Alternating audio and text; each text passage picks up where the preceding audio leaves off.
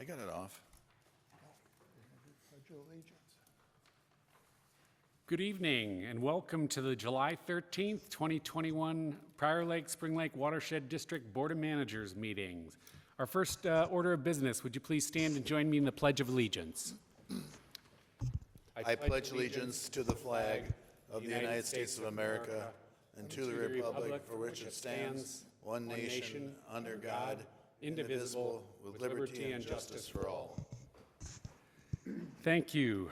Our next item on the agenda is the public comment, and there isn't anybody here from the public, but again, I'll make an appeal to anybody out there listening. Please come on and feel free to come and share your thoughts, ideas, comments, what we're doing right, what we're doing wrong. We'd welcome it. So the next item, we do have a public hearing tonight on our stormwater pollution prevention plan, the annual public hearing. Joni, do you have an intro before I open the public hearing?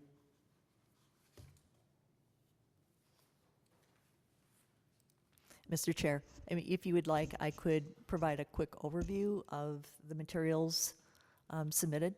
Sure, sounds good, thank you. Certainly. So Prior Lake Spring Lake Watershed District is considered, has an MS4, a municipal separated stormwater sewer system, I believe. And really what that is for our operation of the Prior Lake Outlet Channel is the reason why we are considered an MS4. And with that, then we are required to put together a stormwater pollution prevention plan, and then also submit a report on an annual basis in terms of how we are complying with our SWIP. With that annual report, which was attached to the packet, there are 6 areas where we need to report how we are performing with our SWIP. The first area of that education is actually public education and outreach. And some of the activities that we performed, and once again, this is reporting for the year 2020.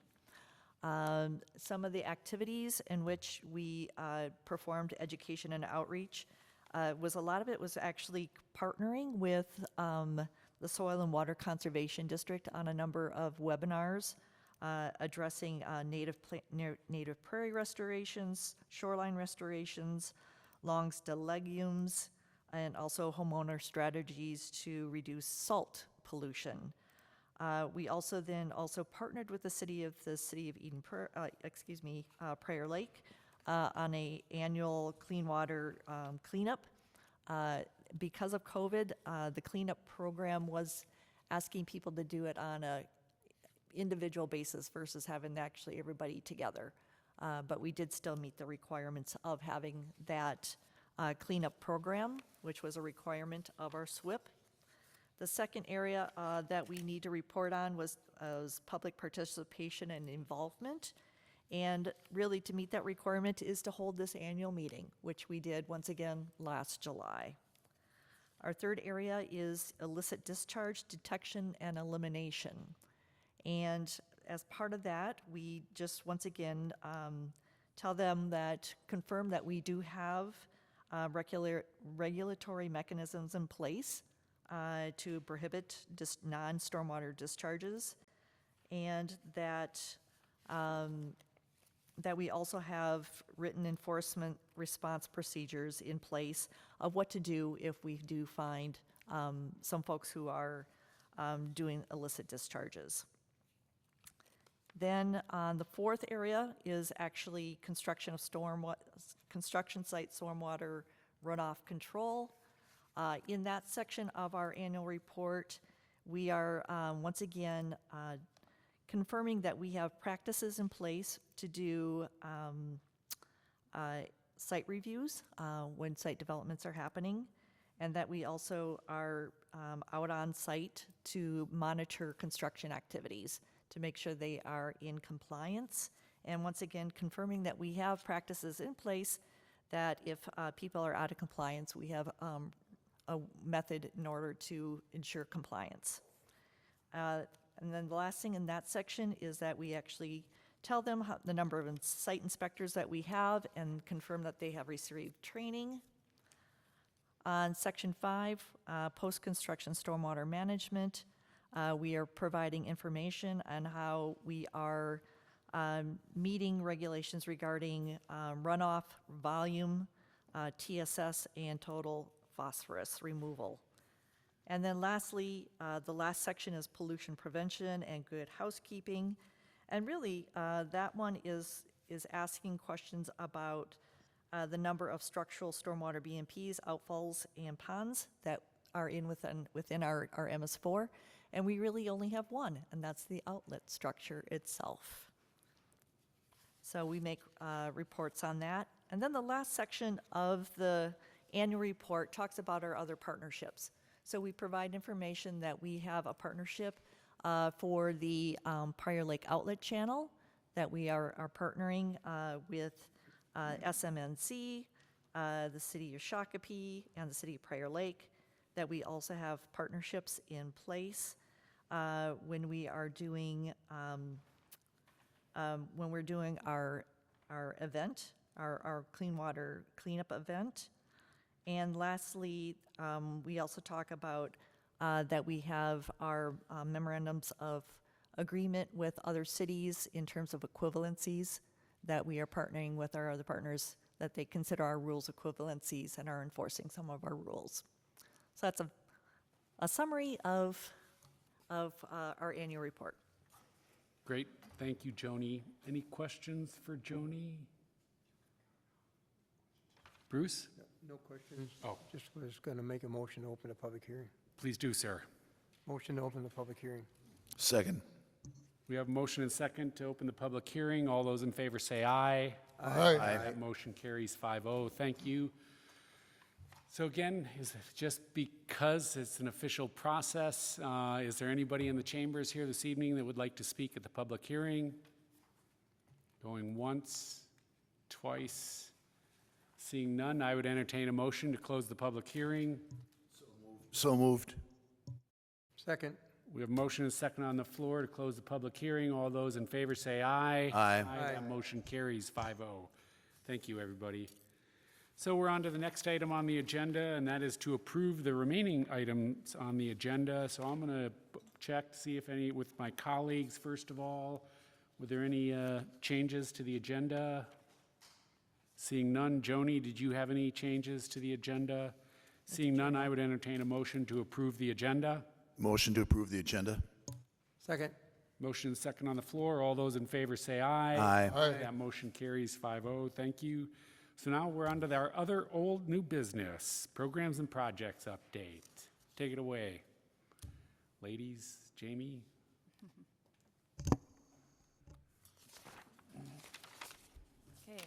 Okay. Starting with the Prior Lake water levels, I do have a slightly different looking graph this time. As most of you know, the water level is pretty low right now. It's at 901.7.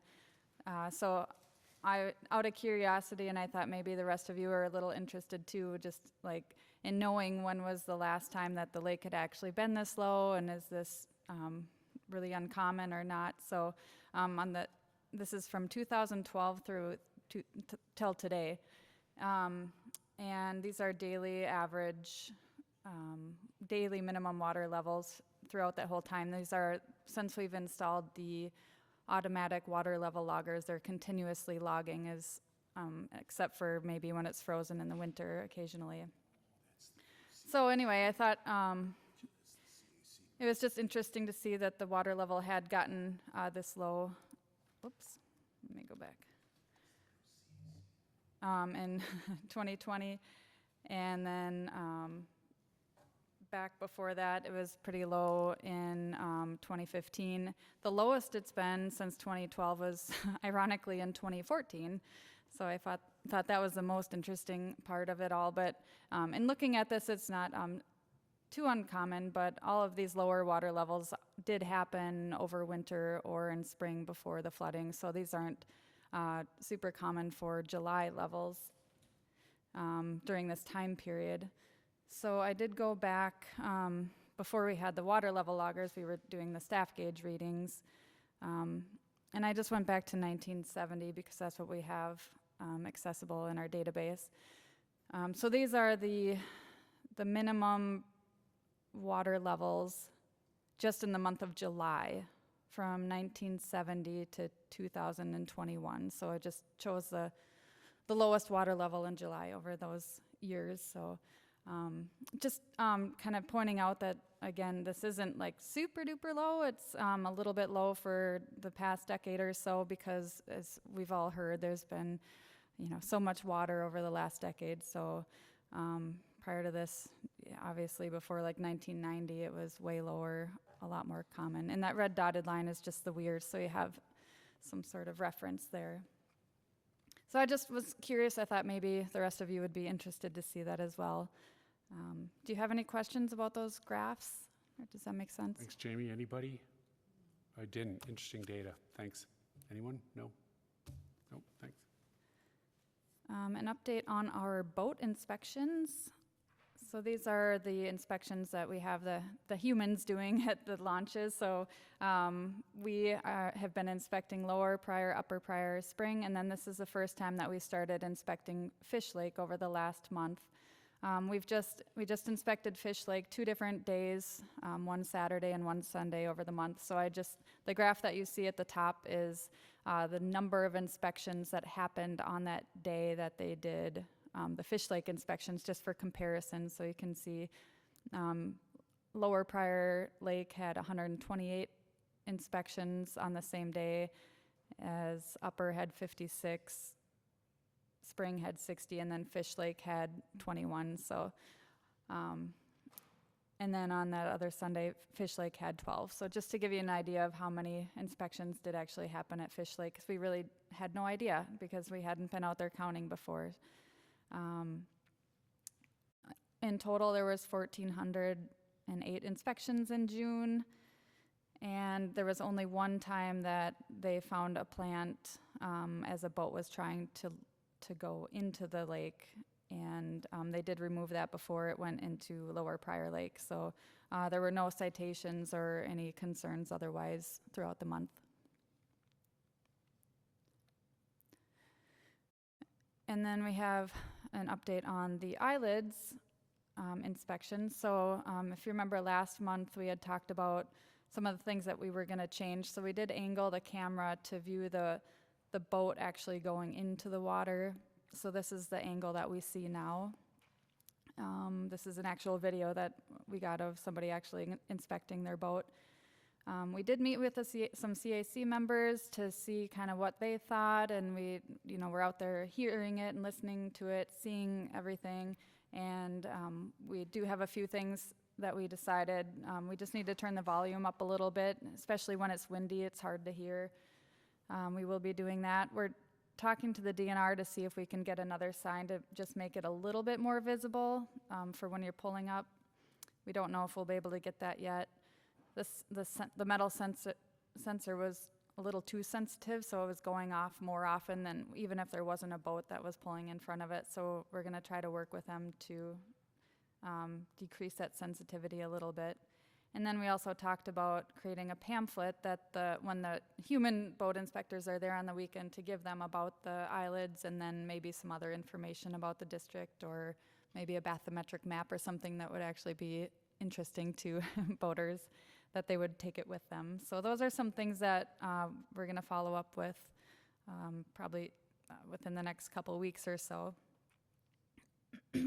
So there were 1,000 videos reviewed, and of those 1,000, there were 226 launches. They did actually find one violation where they saw a boat going into the lake with the weeds. And then there were a lot of weeds that were observed on the boats coming out of the lake, which, is to be expected. Some other observations that they saw when looking at the videos were just that there was 7 different videos where they noted that people were actually stopping to look at the eyelids unit and read it and look at the cameras. There were a couple boats from out of state, and they even caught one boat that had an expired registration. So those are just some of the things that the eyelids people caught while they were looking through the videos. Any questions on that before we move on? do, so you're calling it weeds rather than plants. That was a slip. Okay, just so you know, I'm listening and I'm trying to change my behavior. Thank you for catching that. So this Aquatic vegetation. So really, the one question I do have, are we seeing, are people actually by themselves checking their boats for plants? There's no I comment. think that was kind of it's still an issue that we can't see that. We don't know if they are, you know, in this situation, we did catch this guy looking, but we don't know What he was if they looking at. did, if others did, outside of the camera angle. So Okay, it's, yeah, not, I think it's less common that we see this than we, you know, don't see it. okay. Go ahead, Kurt. So are we catching the other side of the boat? No, Doesn't that seem to be a problem, folks? we can, We have one another camera camera, on it's the- beta, and we're testing and learning, and maybe that's one of the outcomes. We need to put another camera, if it can be synced Both up sides. with the main, right, with the main unit on the other side of the boat. it would cost almost twice as much. So Correct. it was $13,000 to install this. Put up another camera on the other side? Yeah, because you need all, you know, the first year is the most expensive to buy the equipment and install it, and then they have to review the videos, so, yeah, this, like we had said, this is a trial year, and if we want to do that for next year, we can put it in the budget, you know. Well, I don't as want to do we're it for going. 13,000. Did you, do you get copies of the video of the boats going through Yeah, that the company has? So we're getting everything that the company has, as far as the videos, as far as the pictures. yeah, they don't save them forever, I can't remember how many days or months, you know, that they save them, but we can view all of them. So has someone in the office been periodically checking them? Well, yeah, I mean, I flipped through some of them just to kind of see how it looks and things like that, but that's what we pay them to do, is to look for the violations and look at all the See, videos. that was one of my contentions with them when we started looking at this thing, is when they insisted upon doing the visual observations. There's no reason our people can't do that, and we can save some money, but I guess that's not meant to be. Well, Thank you. So I have a different recollection of that, is because we have staff that's already got full-time jobs and, you know, reviewing all these videos, it's what are they going to stop doing? Not that you might not think about that after we do the beta program, but I don't think we had anybody with just a bunch of free time, because that's a considerable amount of time and effort. So I remember having that conversation, but we can revisit it, you know, at the end of the season, when we find out what we learned and what works, what doesn't, and anything to change. So one more quick thing. I noticed on the Fish Lake, this is more of the boat inspections, but do you really think it makes economic sense to be doing Fish Lake after the number of observations we had? And again, that's also kind of a trial period this year. We wanted to do just a couple throughout the year to see if it was going to be worth it. So we can certainly stop that. You know, we won't do it next year if you guys don't want us to, based off of the numbers that you see. So in other words, so far we had 33 On 2 different days, yeah. on fish. All right. Yep. And that's what, 2 months? June, July? How many months is that? That was just on June 12th and June 27th. Those are the only 2 days that we've inspected Fish Lake so far. Okay, thank you. Bruce?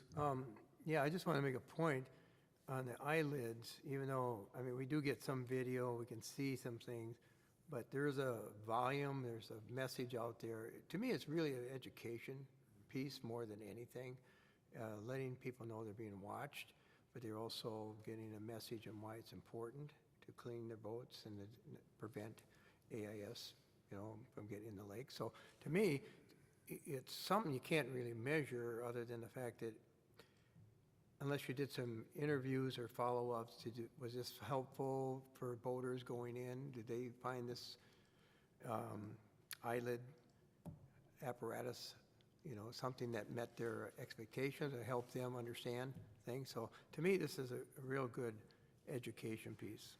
And the value of that is just, you know, what is the users, what do they think?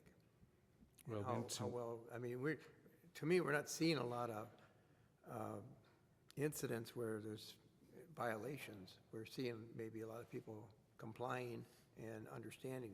So anyway, I just wanted to make that point. Don't forget, we did a baseline, right? We ran a baseline with no video or no voice kind of stuff too, just to see what people are doing, and then when you do it, activated. So again, when we do a report, we get to find out if there are any changes in human behavior upon that. So maybe we're not going to get a full study on that, but we might be able to get some glimpses as to whether this has some value. Anybody else, anything? Go ahead, Steve. Yeah, I agree with Bruce that it is a good tool for Spring Lake.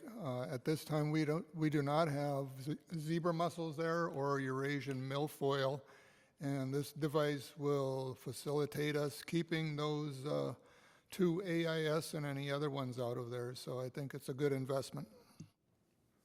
Thank you. That's it. What's next? There we go. Ooh. Speaking of zebra mussels, July 7th, when Steve McComas with Blue Water Science, who does our plant surveys, was out doing the summer survey, he did find one adult zebra mussel while out on Pike Lake. So we did report this to the DNR, and we had some discussions with Steve McComas and the DNR to decide kind of what we should or shouldn't do about this. And we kind of decided that it wouldn't be a good candidate for like a treatment to treat the lake, even though it was found early on. It is located downstream of Prior Lake, which is known to have zebra mussels, so it would most likely be just kind of a losing battle if we kept doing this. So it is something that we'll be monitoring over the year. We will have to determine some sort of monitoring plan just to kind of keep track of them, but it is just kind of the nature of the beast being downstream of Prior Lake. And again, you know, like a good reason why we're inspecting the other lakes too, you know, upstream of Spring Lake or at Spring Lake and Fish Lake, which don't have it yet. So if those lakes were to get a zebra mussel, that might be a better candidate where they're not downstream of an infested lake.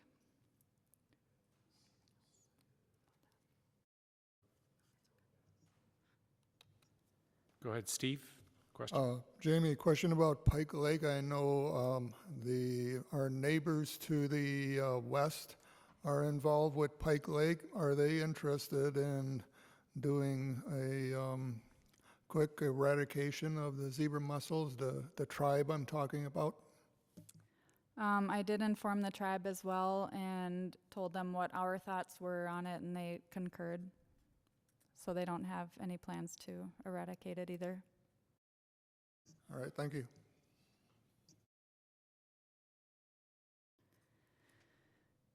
So on June 17th, we did have our first Hike the Watershed event. It was pretty well attended. We had, I believe, 18 people show up, and it's an event that we created to kind of help people see more of the watershed, but you know, obviously focus on the waters. So this one was basically to focus on Jeffers Pond, and so we pointed out that it is the deepest lake in the watershed, and you know, we took some time to look at the aquatic plants and algae, and also point out a lot of terrestrial plants and things along the way. So it was really well received. We do have our second one scheduled for tomorrow, and that'll be highlighting Lakefront Park, which will go to Little Pryor and then Watsel's Beach. So those are some of the highlights for tomorrow. If anybody is listening and wants to join, it's at 9:30, and we're meeting at the Pavilion in Lakefront Park. So hopefully it doesn't rain. And then we'll have another one on August 18th in Spring Lake Regional Park, and we'll hit up Arctic Lake for that one. Jamie, I was actually looking for something, so I missed the very beginning of this. Did you share, do we have any numbers about how many people are doing the Hike the Watershed? We just had this first one, and there was 18 Oh. people that attended. Okay. All right, thanks.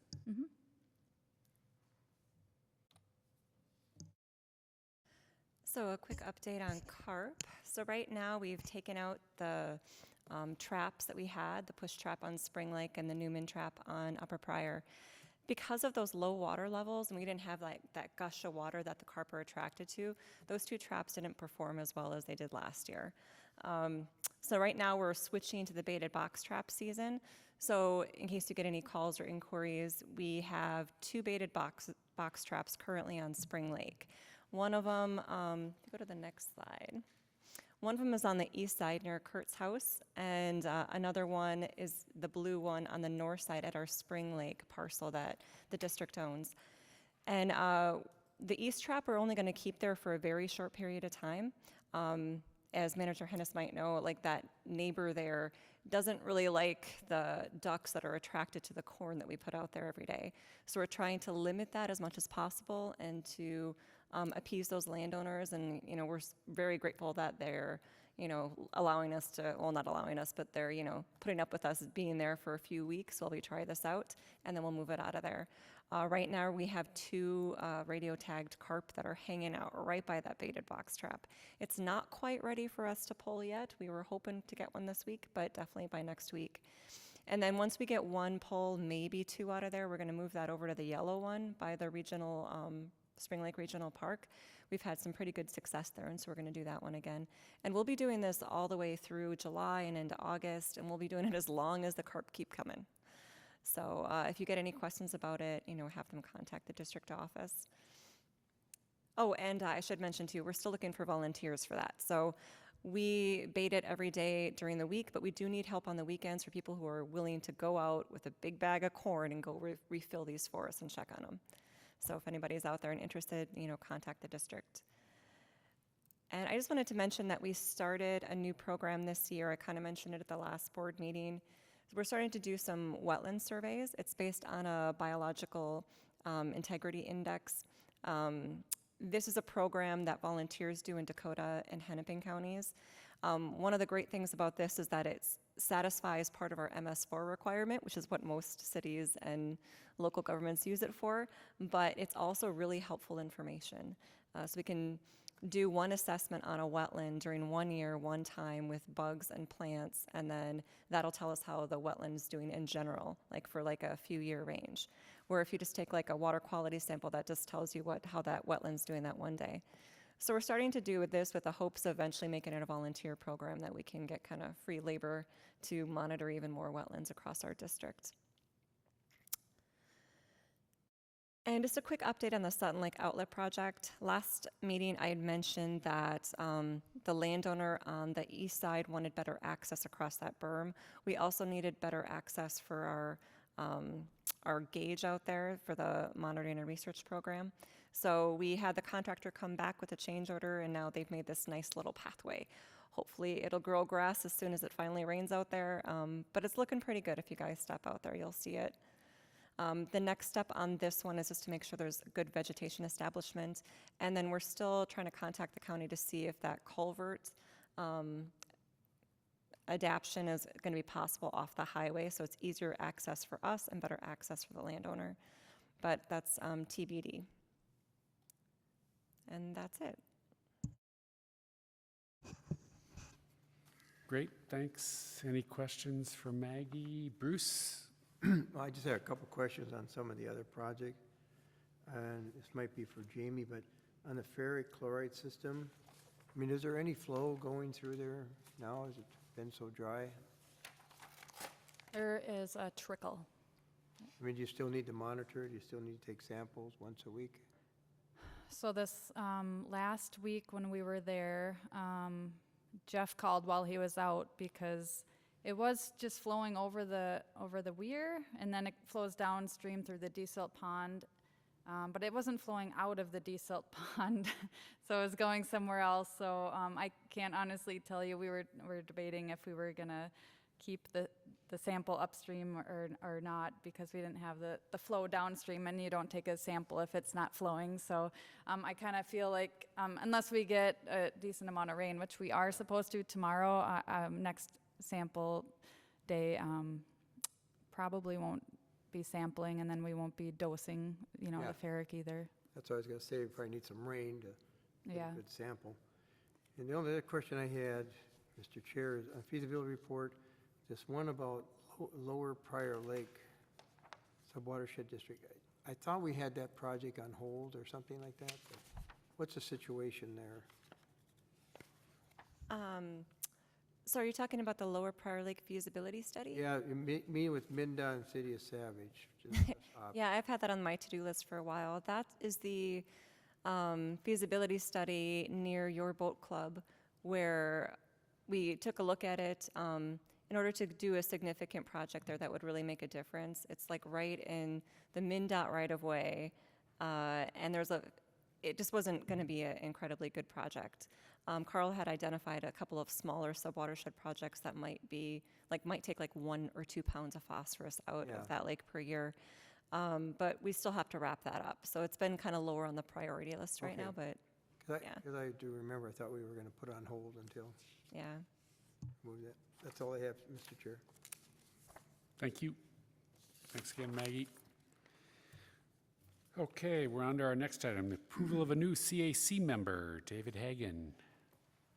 Yeah, Mr. Intro, Chair yes, and Tony? managers, we received an application for a new CAC member, Mr. David Hagan. The CAC took a look at his application and agreed to, thought he would make a good member of the committee, and have then advanced the recommendation for the board to review his application and approve his application for membership. And Mr. Hagan is here and is able to share a few words with you. Hi, David. Nice to actually see you after all the phone calls we've had, I think, last year and the year before, so. Appreciate it. So, So I- David, one last thing. So on the base of that mic, there's a button, and as Yes. long as it's green, is it green? yes, Oh, perfect, then we can hear you. Thank you. very good. My name is David Hagan, and I would be very honored to be part of the Citizen Advisory Committee. We are a farm family, and my wife Sue, right here, I married the first grade teacher, and she has taught first grade for 34 years and is retired. We have 2 children. Marit is a 7th grade math teacher, and Solveig, our youngest daughter, just completed medical school residency with dermatology here about 2 months ago. So I'm a very proud papa of that. My family has been on Prior Lake since 1954, and I have wonderful family memories of the many social gatherings on the Prior Lake shoreline. Fishing on Prior Lake in 1950 and 1960 was excellent. Walleyes and northerns were caught in abundance. Prior Lake was once a pristine lake, and I would like to help bring back Prior Lake to the original condition. I believe that good stewardship with conservation practices on Prior Lake will make a big difference. I truly believe that Prior Lake can and will become one of Minnesota's best lakes. I will bring to the committee 47 years of land stewardship experience working with conservation practices on our farm and on our Prior Lake shoreline.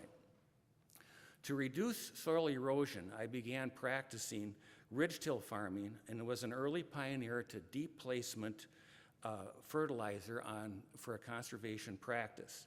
At our farm, a 3-year soil fertility study was conducted for residual potassium on the ridge-till farming system conducted by George Ream, University of Minnesota Extension. The study would show the minimum amount of potassium fertilizer needed to maximize profits in corn and soybean rotation. Since 1974, I have worked extensively with the Goodhue County Soil and Water Conservation Service, and every year we were doing some kind of conservation project. Our family has planted 38,000 trees. I have shared the love of planting trees with 4th graders in Northfield and planted 500 trees on city property with the help of 4th graders. We have worked with the DNR and the city of Prior Lake on our shoreline restoration project. I have encountered many incredible people working with the DNR in the city of Prior Lake. The Scott County Water Conservation Service is an excellent resource for practical and useful information. I'm honored to be part of the advisory committee and looking forward to learning lots from the committee, and hopefully I can add a little something too. And thank you for your time. Thank you, David. And before I let a colleague answer or ask a question, are you comfortable sharing with my colleagues where you live on Prior Lake? Yes, The yes, property you have? yes. Please do. So in 1954, my mother and dad purchased property on Prior Lake where the Quonset hut is established there. And they moved it in on that year in 1954. And I was 3 years old, but the one thing that they always told me about was it was really the city dump. The point, they would back down and just dump everything way out onto the point and drive away. And so I think for a couple of years they got very busy just kind of cleaning up the point itself. And it was also a place of poison oak. And so even to this day, I have to be very careful, otherwise I can catch the poison oak there. But Okay. I just have to share one of the fondest memories that I have. Do. And over on Martin's Island, there was a dairy farmer that milked cows, and when he got done milking cows at the end of the day, he would take a rowboat, and he would row around our point, and he was going to Row's Resort to pick up a six-pack of beer. And I would be trying to catch northerns there, and he would always have a daredevil there and would always catch a northern. And so I was able to spend some time talking to him. And it was just a real fond memory. Awesome. Thanks. Kurt, you had a question for David? Mr. Hagan, I'm the one person on the board here who has a farm background. I came from a farm out in Sand Creek Township. But I have a question on your app. Did you live out in Goodhue County all this time, or did you live in Prior Lake? Did you just rent the land, or were you No, commuting back and forth to farm? So actually, I was a city boy in Richfield, and I always wanted to farm when I was 10 years old. And so that was my dream, and I had cousins that lived in northeast Iowa that thought that it was a slave farm to be on a Czechoslovakian dairy farm by Decorah, Iowa. So my cousins could not wait to get up to Prior Lake and spend the summers there, and I just could not wait to get down to Spillville, Iowa, and spend time with my Uncle Ed. So he really taught me the love for farming. And so, and he taught school, and he said, you can teach school and farm at the same time. So anyway, I got an elementary teaching degree, and found Northfield to be a place to teach. And I thought it was a great place because there was cornfields all the way around. And the year that I signed my contract, I also purchased the poorest farm in the state of Minnesota on a contract for deed. And so from there, married the first grade teacher, and we raised 3 kids on the farm. We had 2 of our own, and we had Kate, who was from Minsk, Belarus. She was 4 years old when Chernobyl went up, and we took her in, and she went to St. Olaf College and she got a medicinal chemistry degree at Purdue University. So we just kind of feel like that has been something that's been coming from the farm. So the point of my question was: are you still out there farming, or do you rent? Do you rent it out? We do rent it out. Yeah, that's what we do too. That's what I kind of thought. How big is the farm? So we have How many acres? We're around 1,200 acres. Okay, thank you. Awesome. Thank you, Dave. Thanks for submitting an application. Nice to actually put a face to the phone calls. Yeah, and thank you for your time. Appreciate it. Thank you. I would entertain a motion to approve David Hagan as a new. So moved. David Hagan appointed to the CAC. Second? Motion and second on the floor. All those in favor say aye. Aye. Aye. That motion carries 5-0. Thank you and welcome, Dave. Okay, our next item on the agenda is the Watershed Management Study Draft Projects Process and Schedule. Joni, floor is Mr. Chair- yours. Mr. Chair and Managers, this is an update of some work that we have started. So since our last meeting, the steering committee for the project has approved the charter. At the last meeting, we were sharing with you the draft charter. Our managers on this, who are part of the steering committee, are managers Loney and Boyle. We had our first technical committee meeting on June 10th and a steering committee meeting on June 24th. And at these meetings, we were sharing the information that has been included in your packet, which is, once again, the approved charter, and also information on what the proposed process for this project is and the project schedule. On the screen right now is the process diagram that the project management team is using to direct our work. And we are right now in the end of the first phase. I don't know if you can see my mouse. I don't think you can. So right where the mouse is really where we are in the process. So to date, once again, we have met with our technical team and the steering committee, shared with them the project charter and schedule, and now we are sharing that information out to the boards. Moving into our next phase, we'll really be trying to understand what and tally up what our existing conditions are. So how does Soil and Water, Scott WMO, and Prior Lake, Spring Lake, how do we all operate? What are the regulations that we're following? How do we already collaborate? What are our sources of revenue and costs? And we'll also be starting to develop some draft evaluation criteria that we would use in the next phase. In the third phase, we'll really start to come up with some options for ways that our organizations might be able to better collaborate. And then we will go through an evaluation of those various options. We are now envisioning that at that phase of the project, we will actually have a workshop where with our steering committee, so that our steering committee can help us once again go through that evaluation process and help us brainstorm a preferred approach moving forward. And really then going into the fourth phase is really having us try to refine what that preferred alternative is.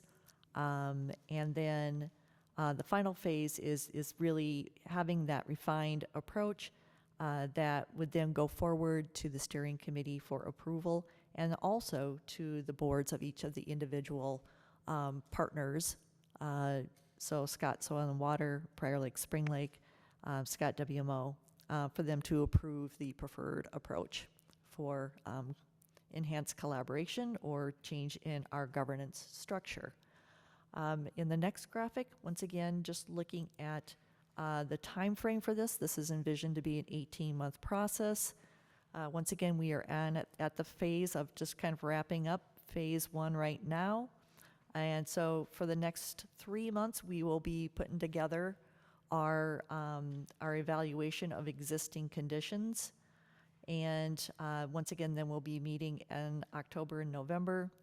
And then once again, phase 3, where we're looking at concept alternatives in December through February, refining our preferred alternative April to June, and then going through the approval process for the preferred approach in the summer of next year.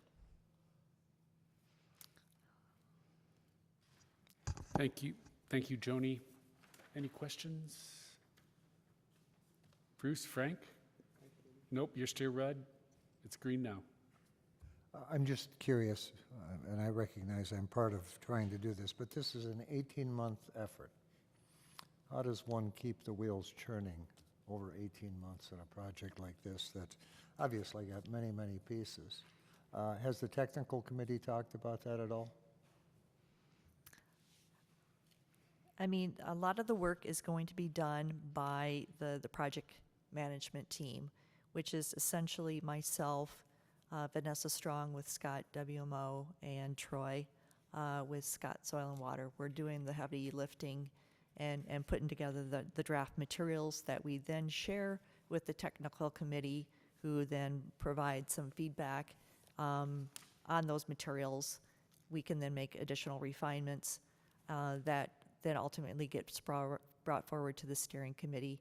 So it's really on us, our staff, to keep this moving. That's why it is an 18-month process, because we all have a lot on our calendars, on our plates to begin with. So we are allowing ourselves, 3 months to get our work products done. Thank you. Anyone else? Well, the only thing I think there'll be some interest, I know we've talked about this to early on, make sure that we see some benefits for the time commitment being involved, that we think there are going to be some real benefits to the watershed for pursuing this. So, but this looks good, at least from my perspective, but that's it. So that's what I'm looking for. Anybody else? Seeing nothing, then we're going to move on to the next item on the agenda, and that's our Bowser Clean Water Fund Competitive Grants Program, RFP. Mr. Chair and managers, so the Board of Soil and Water have just released an RFP soliciting grant applications for their Clean Water Fund projects. And they have, these applications are going to be due on August 17th. And part of the Clean Water Fund competitive grant programs are actually kind of 4 different buckets of money. We feel that most of the our projects would fall under what's called the Projects and Practices Fund, which has up to $12 million of funding available for this cycle. Another avenue might be that another factor is within that is actually the MPCA has a Clean Water Partnership Loan Fund that has up to $2.5 million available. So that loan fund is a zero interest loan, something that possibly the watershed might be interested in looking at. So Maggie and I have been talking about this, 3 potential projects that could be considered for application. One may be the Sutton Lake Iron Enhanced Sand Filter project. That is once again contingent that we can continue to work with the property owners and come to an agreement on an approach that is acceptable to the property owner within the time frame for getting this grant application in. Another one may be the Spring Lake West Iron Enhanced Sand Filter, the very same sort of scenario there. We have possibly ways to structure that a little bit to add some more flexibility of considering maybe up to 3 different alternatives and try to work in that flexibility into that grant to see if we can get something in that still would be acceptable. The last option that we were thinking about is another project that came up in through the Upper Watershed Blueprint, but is actually not one of the 6 projects that were that the managers thought we would move forward with.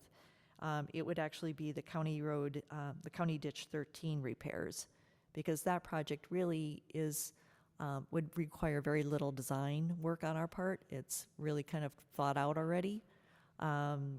It has an estimated construction cost of about $600,000 for removal of 50 pounds of phosphorus a year.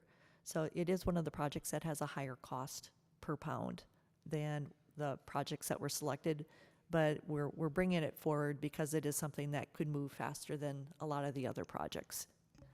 And it does, once again, this grant project requires a 20% match. So, Joni, let me ask. So I get why the 2 that have been identified and we've vetted, we all think that these are worthy from a cost-effective perspective.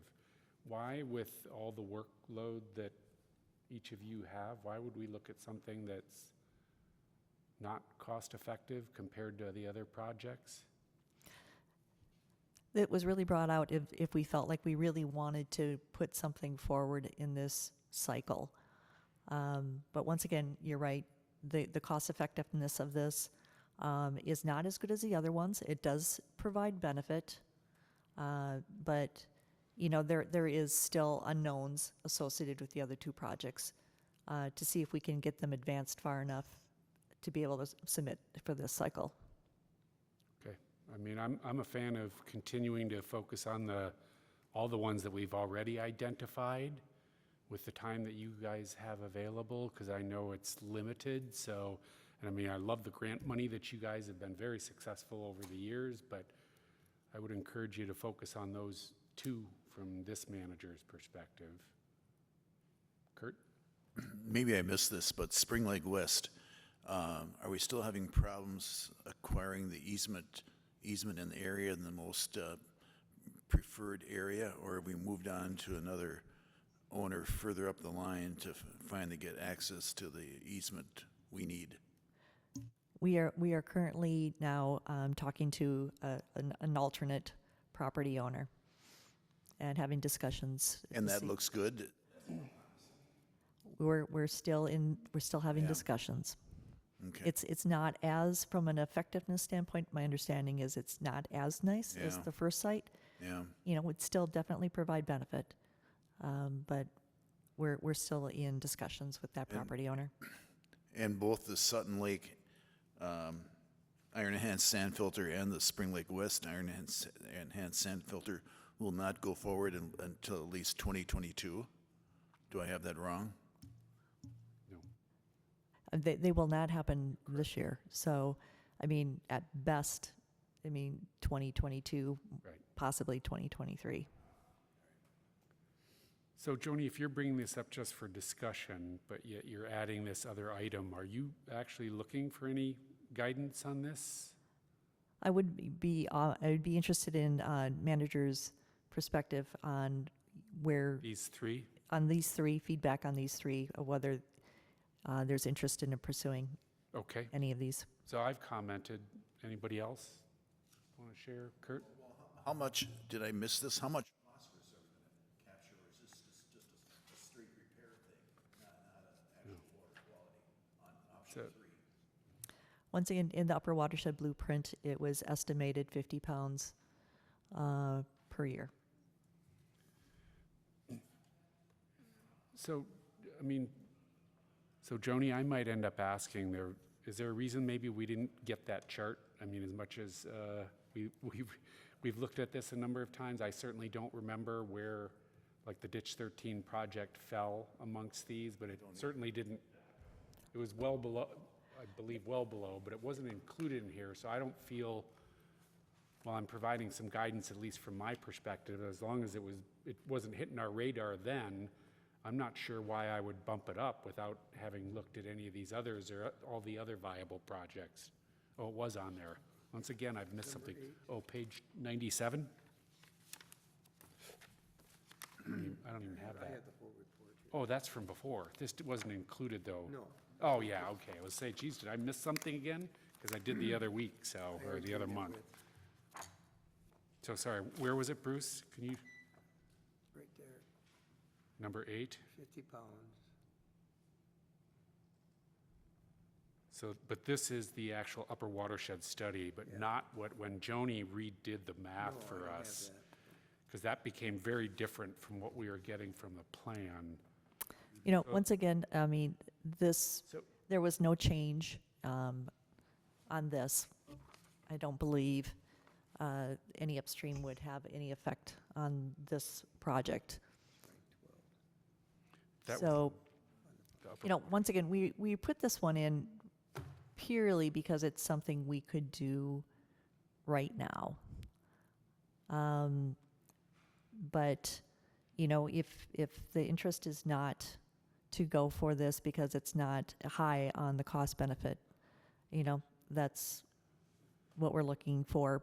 But the trade-off is we may not be able to get the property owners in line in time for us to submit this year. So, Joni, I guess, so I am uncomfortable at this point to be asking maybe to see if we want to bump another project up, that we don't have that information with us, or at least this particular guy is uncomfortable. I'm not willing to vote to move that one forward without having more information. I wasn't expecting to, I thought this was a discussion only about the nature of the grant process. I wasn't even hadn't even been thinking that you were going to end up asking for guidance or a vote on that. So personally, I'm uncomfortable doing any other recommendation than the two that we already have. But I'd be happy to revisit it, but I don't feel prepared to be able to advise on that. Anyone else? What's the timeline on this, Joni? How soon do you need an okay on number August. 3? August? Due August 17th. Oh, it's due August 17th, huh? Anyone? Bruce? Well, I guess we can do the application. I don't know how much time that takes. And in the meantime, if we get it, we can decide if we want to do it. But that's not a good thing when you just submit for a grant. But, No. so I So just the want to only- say, if we do submit, Yeah. we are somewhat committing ourselves. Almost. But so Joni, how much, is this Maggie's time to do these? Or yours as well, or all staff's? I would envision it's going to be probably Maggie or myself. So I know in just in our workshop and asking for an update on a replacement for a new member of staff, you shared with us that you haven't had the time to commit to figuring out what that staff might look like and then to work that process. So again, trying to add something more to the work list that currently is not looking cost effective, I'm uncomfortable with that. Kurt? Maggie, what, on average, how much staff time do you take up trying to create a grant application? The normal type application, what are you looking at for time? Mr. Chair, Manager Hennis, so for the other two, there's lots of landowner discussions and background work that needs to happen. For this one, because we also had Carl's help thinking about this when it was part of the public infrastructure partnership projects, if you recall. So I already have a lot of the background written up. It wouldn't take me very long at all in this one. And because Chad Sandy supported it as part of the Sand Creek Township Partnership, we thought it was at least worth mentioning.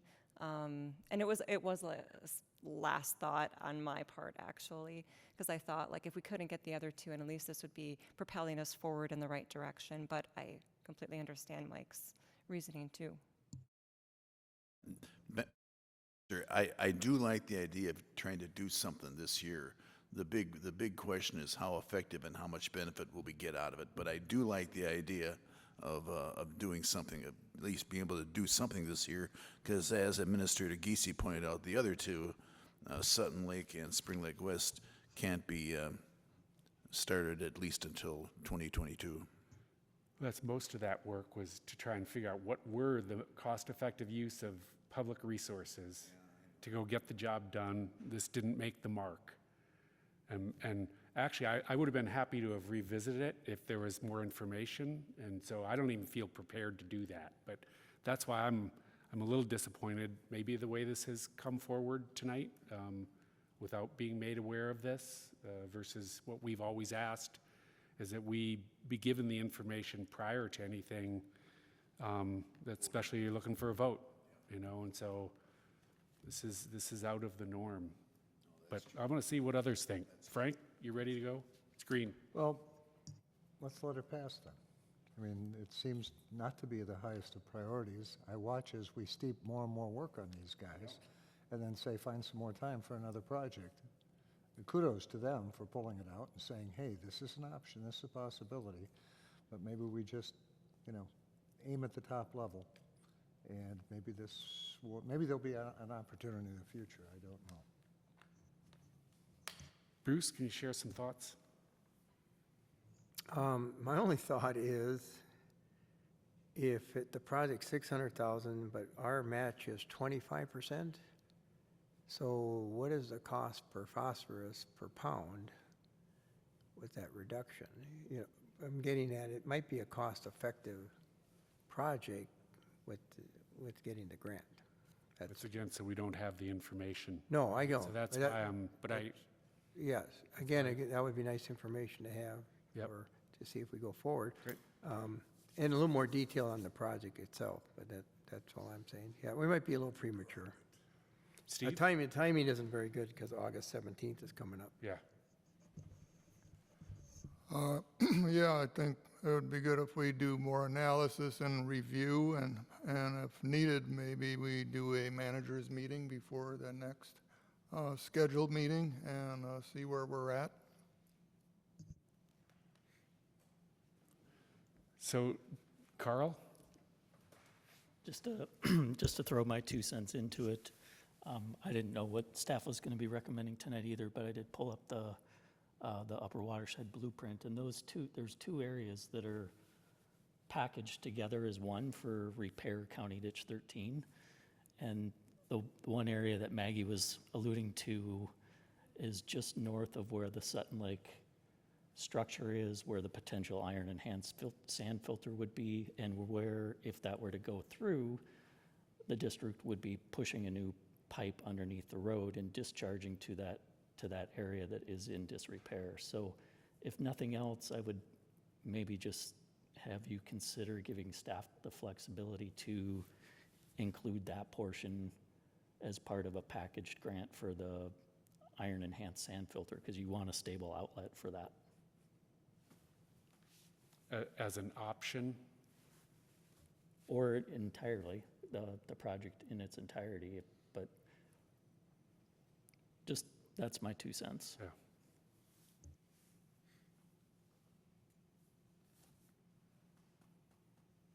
Anyone? So, Joni or Maggie, what are you guys looking for? Because I guess my, does the board want to approve what we go forward with a grant on? And my apologies for not having additional detail going through this the first time. If the board wants to approve what we submit grant applications for, then, moving forward, maybe we pass this time and, we'll prepare better information for future grant opportunities moving forward. But and can I confirm that you're speaking about the third, the one that, because of the other 2 projects, this board has completely approved pursuit of those projects, and so I would assume that you're referring to the third, the one that did not make the list. Is that correct? And once again, this is clearing up my understanding. So Okay. if we, felt that we have the property owners buy-in, we will absolutely then move forward and put in an application for either, Spring Lake West or Sutton, provided that we feel that we're at a place where we can put together, we have the information needed or the acceptance to put together a grant application. We threw this other one in, but, if this is coming out of left field, and I can appreciate that now after your discussion, next time, I guess. Okay. Or let me even just throw something out. If you guys feel deeply that there's something that just we haven't had the chance to digest and maybe fully understand, maybe, perhaps you bring something forward and we have a special meeting if need be. So I want to try and give you guys the flexibility, or at least I will offer the flexibility from this manager. Come back. If you think that we're missing something, I mean, we didn't have the chance to review the information, how about if you come back to us? If you think there's something really here that we should pursue. That seem reasonable? Because I'm not sure there's support for that. What I'm hearing too, but I want to give you an option to come back to us. So go ahead, Bruce. Suggestion, we have a July 29th joint meeting, but maybe we stay a little bit longer. If there's something, that would there you give- go, might be an option. Could you have something ready by July 29th? We can discuss exactly what information you need for Okay. us to That's a present good to you at July 29th. We can do a quick side meeting with idea. that. Okay. Great, thanks. Since it was discussion only, we'll move on. Anything else? No? Nope, Okay. I've learned my lesson. We'll All right. do better thank next you. time. Manager presentation and liaison updates.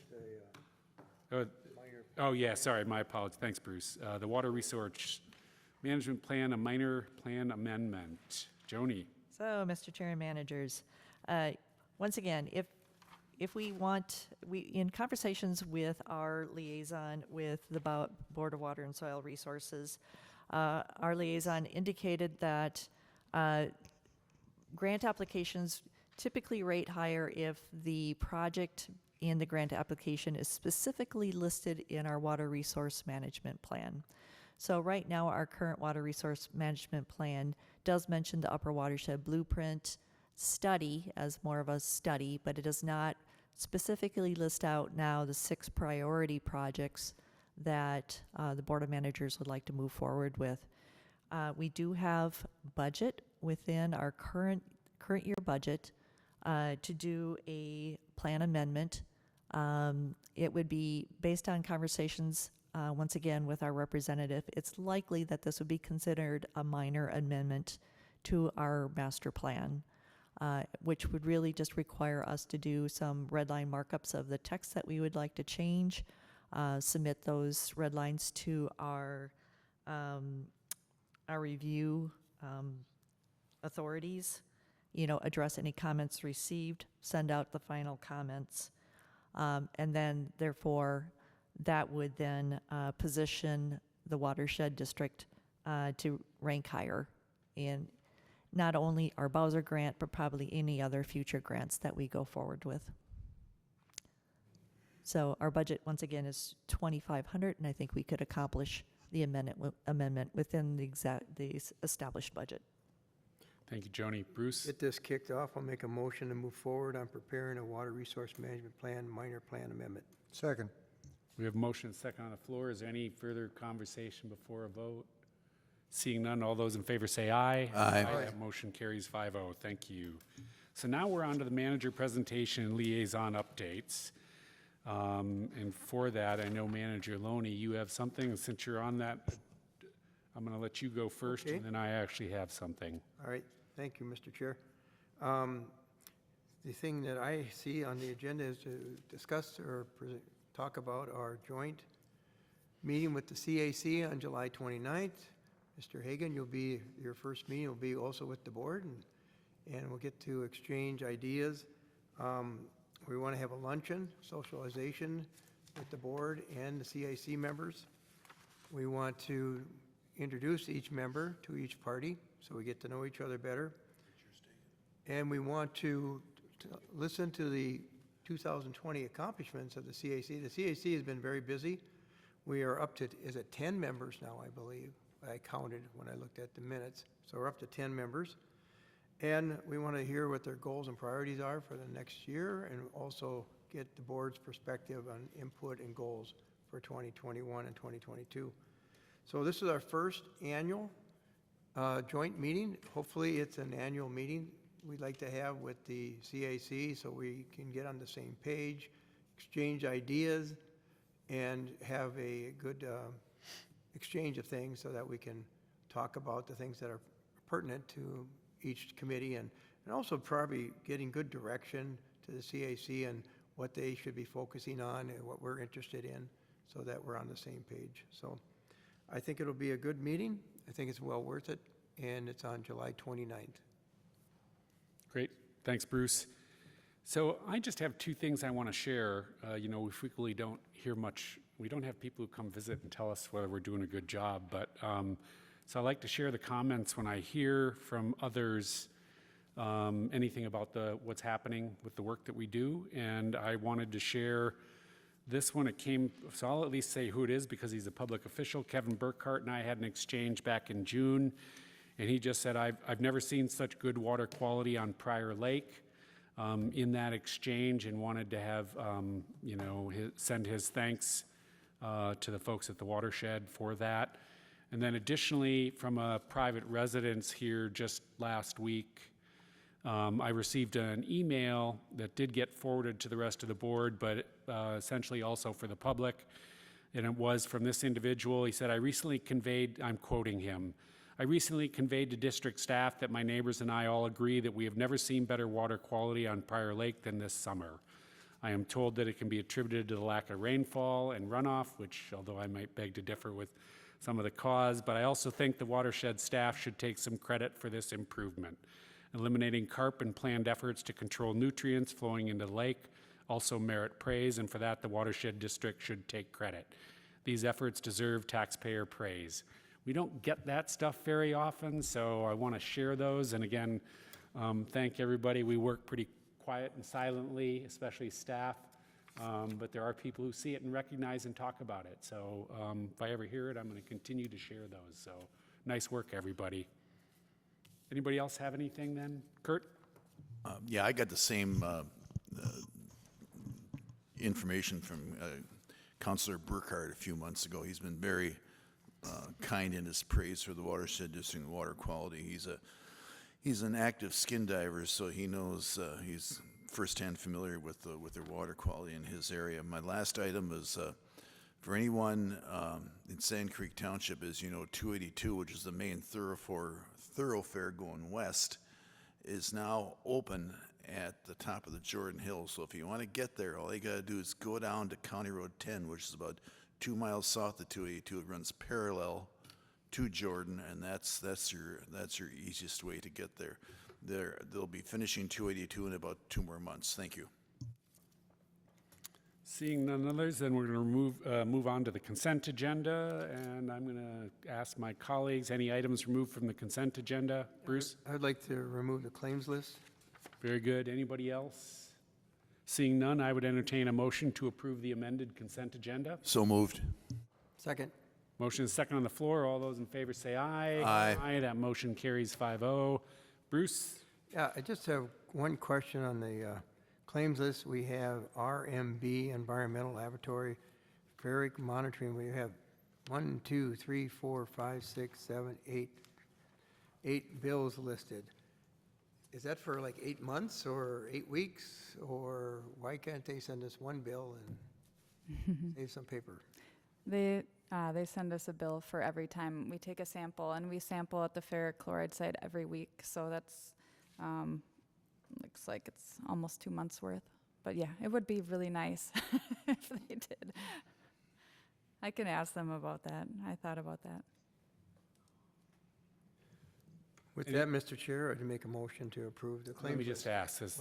Kurt has a- I have a comment. I mentioned this to President Meiser too. Is there any way we can increase the width of the template on the claims list to the full width of the page so that we can get a better description underneath the description number 3, to get more verbiage to describe some of our expenditures? Is there any way we could do that?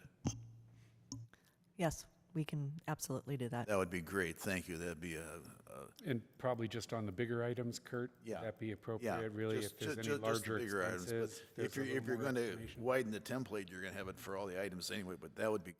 Yeah, but we might not need it for all the little ones. Yeah. Right? Is that clarification? You go like this. Hopefully. Well, I understand that there'd be more space on the paper, but it doesn't mean that we need to fill in a Oh no, you don't. have to $20 fill it. item You and don't- give you a have to fill it description? full. No, you Yeah, have to fill it perfect. full. Okay. No. Thanks. Okay, Bruce, you were going to say, then make a motion to. Yeah, if ever, no other question, I make a motion to approve the claims list. Second. We have a motion and a second on the floor. All those in favor say aye. Aye. That motion carries 5-0. Thanks, everybody. Okay, we're on to the treasurer's report. Bruce, this one's yours, sir. Okay, I don't know if everybody got the additional pages or some updates. I think we did. You did? Okay, so I'm going to start with my treasurer's report, which is a colored page, which I usually give a little snapshot of our finances. And there's a couple changes we made there after talking with our accountants, with CLA. And what we're saying is non-spendable funds instead of restricted funds are the permits deposits. They're liabilities, we really can't spend them anyway, they're not ours. So we're relabeling them as not restricted funds, but non-spendable funds. And then, because there was a description on the restricted funds in the later charts here, we looked at, I said, what's the difference? And what CLA is saying, there is a $43,437 PLOC reconciliation for receivables. So that's the difference. So that's why we put that in there. So now you can see that 885, 111 number is restricted funds, and the 94,435 is non-spendable funds, okay? So then, what we did, and I'll just go, these 2 pages here, colored, they're our monthly report. And they didn't get it on 1 page, so that's what, threw me some confusion. But the first part is general administration. And if you look at general administration, where I was having some problems tracking the property tax money, well, there's so much property taxes go into the monthly activity of there. It's 87,904. But that talks about the changes in the monthly activity of the revenue and the expenditures, and there's a $45,000 basically difference there. But the whole monthly fund is these 2 pages. Then you get into the implementation fund, which is the next page, and you can track what I was looking at, the property tax for that month activities, 861,385. Well, if you add that number to the 87,904, that's the number that we got from Scott County. Okay. So we're trying to track these numbers so they tie together.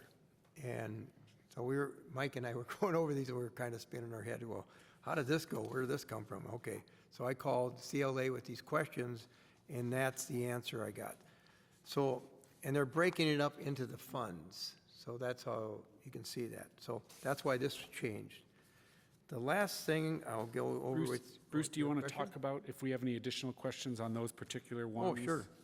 So let me, on the typical, what we've seen is the monthly report. The one item that I was sort of struck at, just looking at some of the actual results, I know that our alum internal loading reserve is money that we're socking away. It's not necessarily going to be spent, but on the other hand, it's actually going to be reserved. Yeah. So it's kind of an actually already been spent in my mind as being reserved, Yep. but it's not showing up. We can And so probably do it's one of the reasons that when you look at our actual year-to-date results, and we're at a tiny fraction of where we're at, and so the items when we're actually reserving stuff might be shown as already being spent, because it is. I mean, almost like day one, we're reserving it, right? That's a good question. So I'm thinking both on that alum reserve, and then the other item that we have there is on the upper watershed blueprint. Those are funds also that we were going to be setting aside for project work, Yeah. right? So, I wanted to talk about that. Do we, Yep. you and I talked, you'd like to see that put that as a restricted fund. well, so that's the next piece of this back on your treasurer's report, but I'm thinking even in the monthly expenditures, when these are items that we're setting aside, if I recall on the upper watershed blueprint, all of those dollars there, if I have that correct, maybe Joni, that 235,543, about midway in the document, that is being the funds that we're reserving for projects, correct? Do I have that? I could be wrong on that, but. Part of it may be reserve funds. Once again, the documentation's a little vague on this one, but part of it also is covering some of our feasibility studies as well. So there are some portion of that That's funds mixed. that we used part of those funds to finish up the actual report this year. Yep, okay, And then there are some additional feasibility studies that are covered under this line item. gotcha. But maybe, so it's not showing what we did Yeah. reserve, because I know we had some serious money. I mean, it was 6 Right. figures. I mean, the remember real restricted funds, I could And see then- that being and put in then- there already as spent. But it would be nice, because that money is being set aside, so it is being spent for the project, so I don't know why it would always make it look like this is far lower than what we're spending.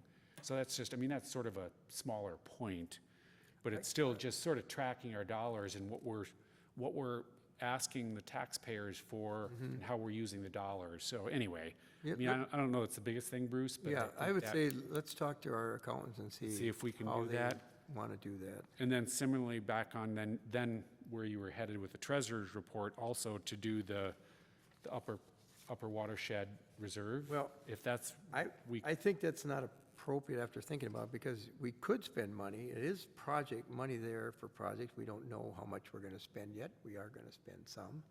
So to say it's all restricted, or it's not really restricted, it's part of our budget. And if we don't spend it, we pull into the reserve and bring it back in the next year's budget. Well, so I want to do, let me do a clarification on that, because I'll use the analogy of the alum loading reserve. The board has within its rights to be able to repurpose those funds because they're not like PLOC funds that we don't have authority over.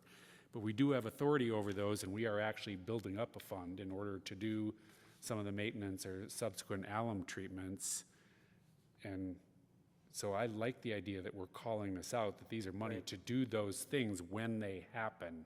And I think that, to me, the upper watershed money is the same thing for projects How much? specific, whatever. But I thought we had a number coming out of the budget. We don't know that right now. I certainly don't, but I thought it was a meaningful amount that we had put. So, Yeah. and we don't have to make that decision today. Maybe we You know, look at it and explore whether that's, yeah, we're still making a lot of changes. Yep. We certainly can look in that. Like I say, let me talk to the accountants okay. and see if that makes sense. To me, it's not a restricted fund because the alum, we are trying to build up funds.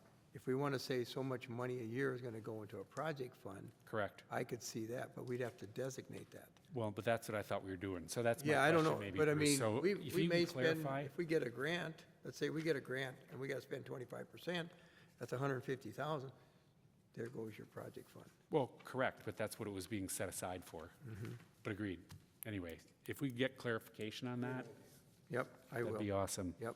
Well, anyway, that's. Okay, sorry, so that's- not, you're next, you were moving on to the. Yeah, I mean, the money's still there in the budget, whether Yep. it gets put over here and restricted or it's over here, it'll get, if we don't spend it, it'll come into reserves. Joni has a question.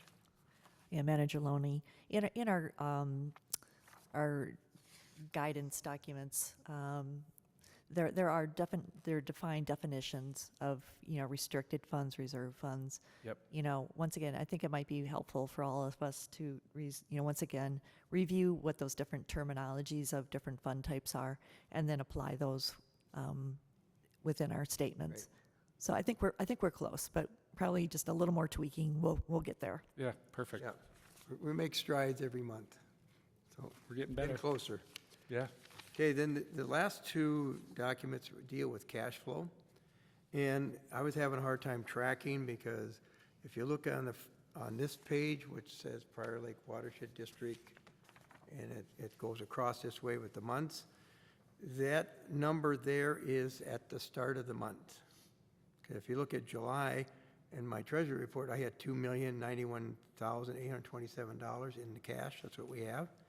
And then at the end of the month, they're projecting cash out be 1,800,000. I had them highlight that in green, so that's kind of the end of July. That end of July then comes up to the 1st of August up on top here. And then the money gets spent. So those numbers come over here then, if you look at end of July, the green here is also the green column.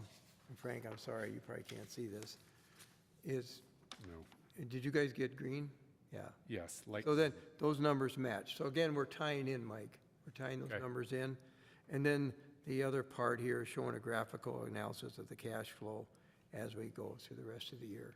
So you can see how much is in cash on hand and how much is in Northland Securities, which is essentially cash. yep. So Bruce, did you clarify? Frank had something? Yeah. What's that? Okay. So Bruce, did you clarify that then that should be, instead of the year-to-date through May, it's really year-to-date through June?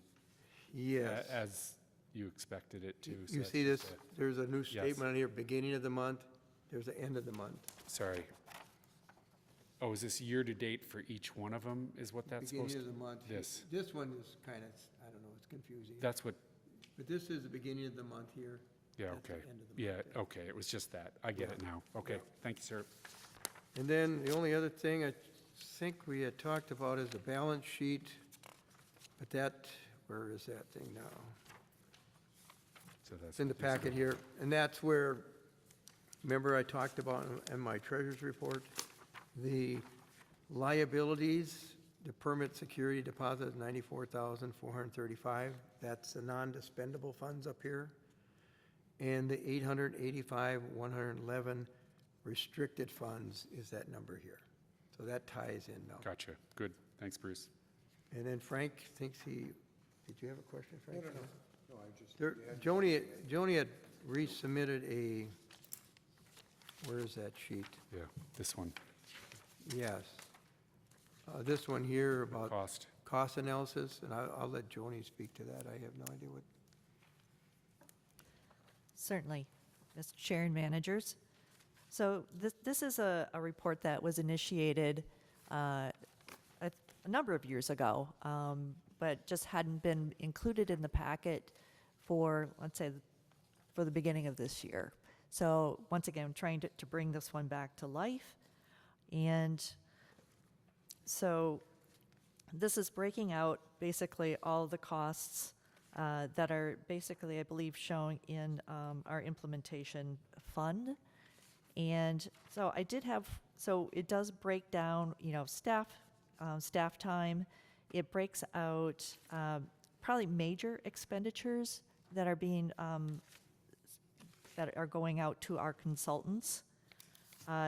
So then it also then has a thing showing our project costs. And so if you look at the project costs, which are 270,000, a large chunk of that actually though is contractor costs, because that is our payment to Vite for the construction of the Sutton Lake outlet. And then, so I guess the beginning is our kind of our implementation fund projects, and then we also have a summary of our overhead and administration.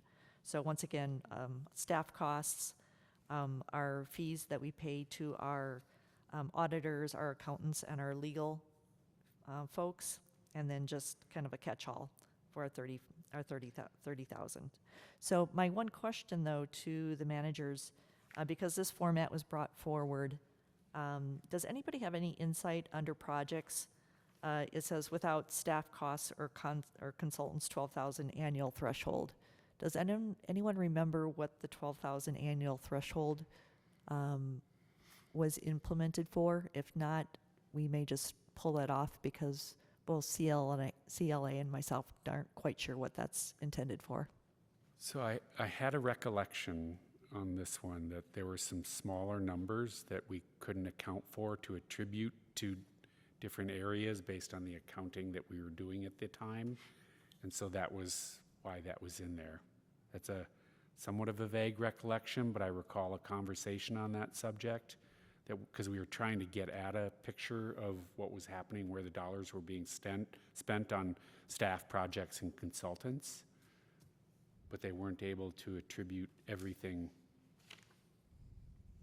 everywhere. So some of the smaller dollars, that's why I believe that's, if I'm even clear in the way I stated it, I don't think so, but the smaller stuff was not being, they weren't trying to track it down to attribute it correctly. Something of that nature. Okay. But And is there a threshold when you do want to see consultants as well? I mean, because once again, we do have consultants for, sometimes pretty small dollars. So when does it become material that you would like to see consultants identified individually? So, Joni, let me ask a question. One of the things that we are after, and Bruce and I ended up having a conversation on this when I was doing a review of this, is that before we sort of struggled to think that we could actually pull out reports, whatever the report might be, out of the accounting data. We didn't seem to have that capability before. And if we call this source data, so if the source data is all housed in the accounting system and we can just access reports and cut through that data on different ways that we are trying to look and understand the information about what's happening in the district. If this is actually, which I wasn't sure in the past that we had that capability to do that, but what I'm seeing with, and that was part of one of the things I was trying to do with Bruce, is tie out some of these different reports. It was my way of trying to find out, are they pulling the same data from a single data source that we call source data? That's the true set of data. And I believe maybe it is, because I even just tied out the admin costs on this. So it might be a moot point now if we now have some accounting systems that we can then just pull the data out. So what that descriptor of may not be valid anymore if the data underlying it is like total expenses, excluding PLOC. If that 714,069 matches the other stuff, then I think those comments are moot. I don't know if that helps. It's a different way of answering the question, but I think it might get at why it was originally there. No, that's helpful, thank you. Okay. Bruce? I just had one other maybe updated treasury report. We are a little bit over budget with CLA for the year. We got a 6-month report, but a lot of that has to do with the transitioning, W-2 and issues, and also related to a lot of the changes that we've asked for. But I'm going to see if I can keep them, or I will ask them to get back online, because I think we've gone through most of the revisions and some of the things that we've asked for, so now it should hopefully be a little bit smoother. But Joni, you got something you want to add to that? And Manager Loney, I was tracking the same thing. They are 63% through their budget. We're 50% through the year. So I feel that they if we're judicious, we should possibly still come in fairly close to, or see if they can make up. Yeah, our contract was up, according to them, $37,000 for the year. With the PLOC, and the additional, we added $3,000 for transition and plus $27,000 for the board. So we're tracking that. We're making sure. So they're a little over budget for where they are in the year. Yeah. And if we get some efficiencies in, we should be okay. So this, for my colleagues, this is the first time we've had this level of financial reports. And while typically we might do this in a workshop, I'd like to see if there's any feedback. Do you think this meets the mark? Is this sort of what you think you'd like to see? Is this too much, too little? And maybe you hadn't even thought about that. So while we do that, I'm going to gather, at least Joni has, so I'm going to give you guys some pause here. Joni, I know because you had asked for the balance sheet type stuff, right? I mean, is this sort of meeting your mark for the ability to sort of understand what's happening financially in the district? Are we hitting it here with this? Yeah, I believe that we are getting much closer to where we need to be. As Manager Loney said as well, I think there still are some tweaks. I think he caught a few things. I caught a few things. Both of us went back to CLA for some additional clarification, but this is really helping me better understand where we are as a district in terms of financially. And as I'm reviewing this, I'm seeing, even from an administrative standpoint, as I'm reviewing these things, I think there are some current misclassifications in the admin component of it that I think we will be working through and doing a little more investigation and possibly doing some reclassifications in the next month. Okay. So this is helpful from my perspective. Okay. Anybody else? Frank? I think there's 3 levels that we're trying to, I don't know if achieve is the right word, but purpose for the staff and for the administrator, for the policymakers, and then finally for Joe and Sally Q. Public. Yes. And I think we're still trying to refine these 2, and hopefully that will give us the ability to address the third as well. Agreed. Go for it. Bruce, on your treasurer's report, I may have asked this before, so forgive me, but why are we still holding $610,000 with Old National since we quit doing business with them on January 1st? I'll refer that to Joni, because we've been wondering about that. Manager Hennis, actually, it was only within the last month that I've actually been able to get access to the Old National account, and there's still a number of things that are being deposited to it. The tax remittance is still going to Old National. The tax remittance is still being deposited to the Old National account. The grant funds are still being deposited to the Old National account. So now that I have access to the account, I can start working with the various agencies so that they can change over their deposits over to the Sterling account. At the same time, Manager Loney and I thought we may not close the Old National account, because as we think about doing investments of district funds, the best rates we could find were with Old National. And so we thought we may want to still keep that account open for that purpose.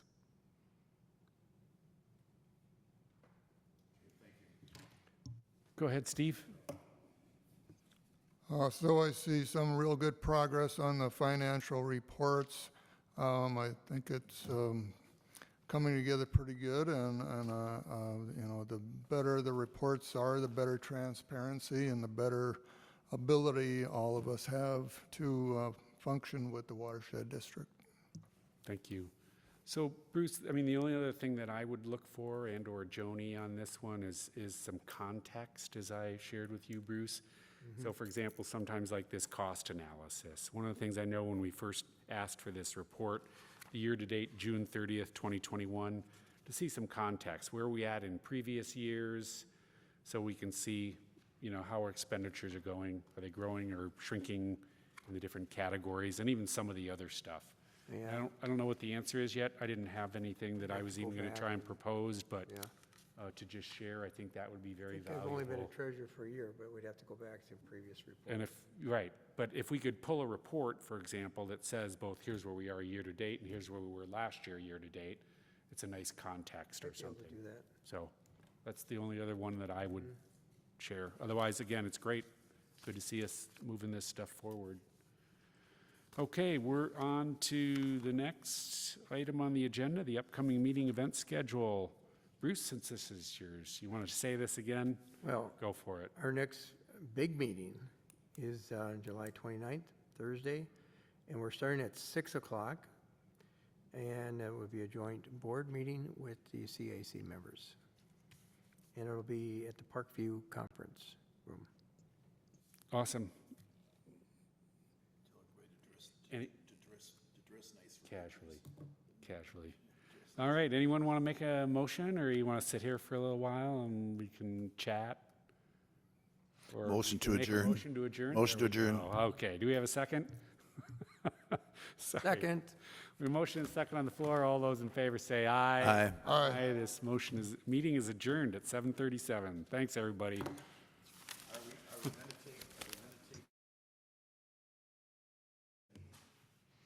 Yes, Manager Hennis, we talked about it at the meeting, last CAC meeting.